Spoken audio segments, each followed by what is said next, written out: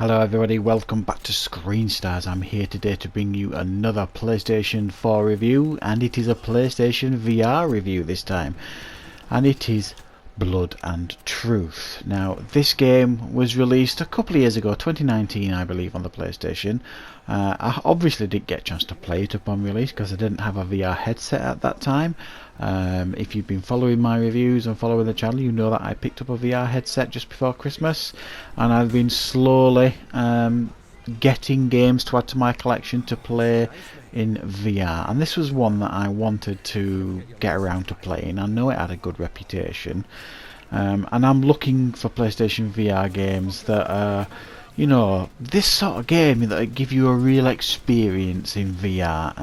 And what do we get with Blood and Truth? Well, this is from London Studios, the same people that brought us the London Heist that was in, I think it was the PlayStation Worlds box set. It was like a short cinematic experience, lots of shooting, and essentially it was a long demo that led to this game, really. And while the story here is you play a soldier who returns home to his gangster-led family. You are initially in like an interrogation room being interrogated about what has gone on, and then you're retelling your story. So you return home from because your father's passed away, who was the leader of this gangster family, and then essentially a war breaks out with other factions, other gangster families in London, and it is up to you to deal with it, put everyone in their place, and have lots of shootouts basically. So I mean, it's a really quite cliched gangster story. It's what you've seen over and over again, but it works, you know, and it works for a number of reasons. The performances are good by actors, obviously, that have done the motion capture for their performances and the voice capture and things like that. Loads of swearing. It feels very Guy Ritchie, I suppose you could say. And yeah, it is really cliched, but it allows you to enter this world and enter this cinematic story, and it is quite a lot of fun for the most part. Like I said, the voice acting and the acting here is very good, if a little bit over the top, a little bit pantomime, but that's what it's supposed to be. And levels really consist of a few things. It's not just waves of shooting, even though there is an awful lot of that. Of course there is, that's what we're here for in a game like this. But you do get things like some light puzzling, and this is where I think the game is at its weakest. You've got lockpicking, you've got wire cutting, all this kind of stuff, lots of fiddly things to do in this game, setting bombs and all this kind of stuff, and it's really quite fiddly. Now I used a wireless controller for playing this. You can use a wireless controller or the Move controllers to play this. I don't have the Move controller, so I didn't have that option, but I'll be brutally honest here, I really struggled with the fiddly stuff with the wireless controller, doing the lockpicking and doing the wire cutting and all that kind of stuff. It was really frustrating and difficult to do. Didn't have an issue at all with the shooting and the mechanics of the shooting and how smooth that worked with the wireless controller. That was really responsive, no problems at all with that, but everything else was really a bit of a struggle, a bit frustrating, and that includes there are other sections in the game where there is some platforming involved, some verticality, essentially you climbing. And that was a little bit hit and miss as well. You've got to like move yourself along pipes by grabbing them and then moving yourself along, or climbing up things by grabbing them and pulling up.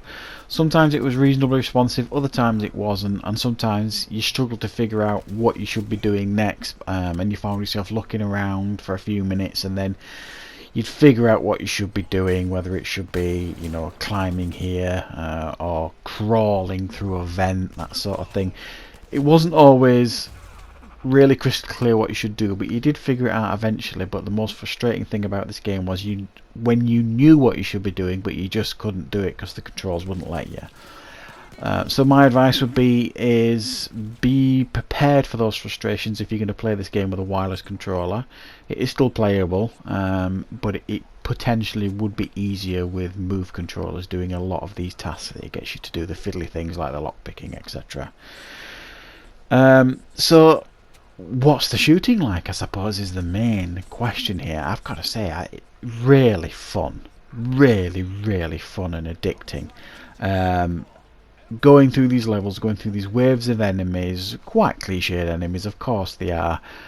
Some of the urban ones are shouting "fam" and all this kind of stuff, and you do hear phrases being repeated over and over again. It's the soldier and all that kind of stuff. But there's loads of weapons for you to pick up and use and swap and change between, and they do feel a little bit different. You can put in between missions, you can put mods on them, silencers, you can spray paint them, you can put different sights on them and that kind of stuff, which is really, really cool. But it's really cinematic as well. Some of the shooting and the action that you get in the game, you know, you can, it almost feels like you're in a John Woo movie at times. You know, you can just shoot them and then you'll notice there's like a fire extinguisher there or something you can blow up, so you'll shoot that and then boom, it blows up, and then you'll get this slow-mo motion that is just really, really cool and really effective, and you feel a bit of a badass. And so it's really fun to play in that sense, the shooting side of it. I think the frustrating side of the game you can put to one side when you get into the meat and the real meat of this game, which is the shooting, and it's really entertaining when you're doing that, getting through these levels. It does break some of the levels up as well with some like VR experiences. For example, there's a level where you go into an art gallery and you experience all this art like in VR, which is quite effective, which I thought was quite nice. It didn't just stick to the shooting and puzzle solving stuff. It did give you some other nice experience as well while you were playing the game. So it's fully aware it's a VR experience, and it gives you a full VR experience throughout, and you can't really fault it for everything it does. Everything it tries, I think, works here in VR, apart from the control frustrations. But again, I do reiterate, it might be much easier to play with move controls. I just struggled with the motion controller. If I'm being honest, I would have preferred as well to have free reign to walk around the levels. It feels at times more like an on-rails shooter, because you can only move to specific points. You can't literally move around freely, and you can't spin around on a 360 and that sort of thing.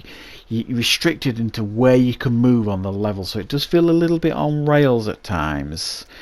But I can understand why they've done that as well. It's just a minor niggle and a minor observation for me, but it might, for some of you, it might be more of a problem.